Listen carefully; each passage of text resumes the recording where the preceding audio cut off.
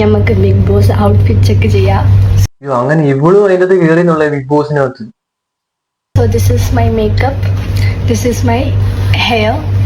ഇതിൽ നിന്ന് എനിക്ക് മനസ്സിലായത് എന്താന്ന് വെച്ച് കഴിഞ്ഞാൽ കുറച്ച് നെഗറ്റിവിറ്റി ഒക്കെ ഉണ്ടാക്കി കുറെ കോപ്രായൊക്കെ കാണിച്ചു കഴിഞ്ഞാൽ ബിഗ് ബോസിലോട്ട് കയറാം. അല്ലാതെ എനിക്ക് കഴിവുള്ളവരൊന്നും ഏത് കയറാൻ പറ്റുമെന്ന് തോന്നുന്നില്ല. പിന്നെ കുറെ പേരൊക്കെ കയറിയിട്ടുണ്ട്. ഇവളുടെ കൂട്ടുള്ള കുറെ നെഗറ്റിവിറ്റി ഒക്കെ ഉണ്ടാക്കി വേറെ കുറെ എണ്ണം കയറിയല്ലോ. This is the Kamal. Dress വരുന്നത് ഇതാണ്. വാവ്, ഡ്രസ് കണ്ടില്ലേ? ഇതെന്തോ മോളെ കാലയില് കുട്ടുകൂച്ചി വെച്ചേക്കുന്നോ? പിന്നെ ഈ സ്റ്റോക്കിങ്സ് കാണുമ്പോൾ വിചാരിക്കും സീത്രൂ ആണ്. കാലയിൽ ഇരിക്കുന്നത് കണ്ടിട്ട് മറ്റേ മില്ലി പൊടിക്കാൻ പോവല്ലോ, അപ്പൊ മറ്റേ തൂങ്ങി കിടക്കത്തില്ലേ, ആ സാധനം കൂട്ടെ ഇവളെ കാലിൽ ഇരിക്കുന്ന സാധനം.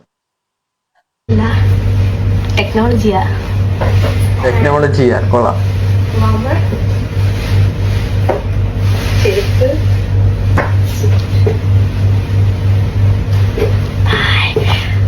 എന്റെ ഔട്ട്ഫിറ്റ് 10 എത്ര മാർക്ക് കൊടുക്കുന്നു കമന്റ്. എന്തായാലും 0 മുകളിലോട്ട് പോകുന്നു തോന്നുന്നില്ല, പുറലോട്ടേ പോകത്തുള്ളൂ. ഈ ഒരു പ്ലാറ്റ്ഫോം ഒരു സ്വപ്നമായിരുന്നു. പിന്നെ ലാലേട്ടനും സ്വപ്നമായിരുന്നു. ശരി, നമുക്ക് എന്തായാലും ഒരു ചെറിയ വീഡിയോ കാണാം. ബേസിക്കലി അല്ലെങ്കിൽ പൊതുവെ എനിക്ക് ഈ ബിഗ് ബോസ് ഒട്ടും ഇഷ്ടമേ അല്ലാത്തൊരു ഓന്ത് മാറുവോ, ഇങ്ങനെ ഓന്ത് മാറുവോ കണ്ട് ബാക്കി കാണാൻ ആളാണ്. എനിക്ക് ഇഷ്ടമല്ല ബിഗ് ബോസ്. വേറൊന്നും കൊണ്ടല്ല, എനിക്ക് താല്പര്യമില്ല. തൂക്കിയല്ലോ. അത് വേറൊന്നും കൊണ്ടല്ല, മൊത്തത്തിൽ ബഹളമയമായിട്ടുള്ള അല്ലെങ്കിൽ അരോചകമായ നമ്മുടെ ഈ സമൂഹത്തിൽ എപ്പോഴും ബഹളം ഇത് പറയും, ഇത് ഏന്നോള് പറയും കണ്ടോണേ. നിറഞ്ഞ നമ്മുടെ ഈ സമൂഹത്തിൽ ഈ മനുഷ്യ ജീവിതത്തിൽ സമാധാനം തരാത്തൊരു ഷോ ആയിട്ടാണ് എനിക്ക് ഫീൽ. പിന്നെ എന്തോ ഇങ്ങനെ കെട്ടിപ്പറക്കി അങ്ങോട്ട് പോയതല്ല ഞങ്ങള്.